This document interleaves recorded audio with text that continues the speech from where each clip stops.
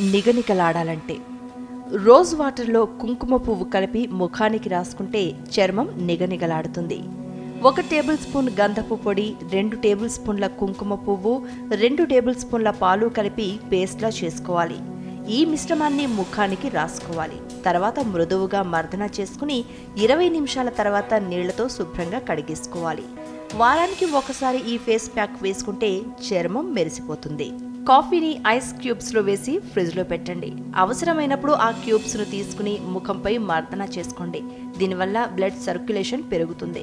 చర్మం నిగారింపు సంతరించుకుంటుంది. Fresh look వస్తుంది.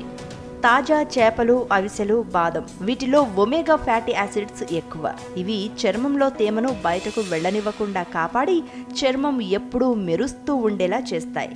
కాస్త గరుకుగా ఉండే చర్మాన్ని నునుపుగా చేసేందుకు దోహదపడతాయి.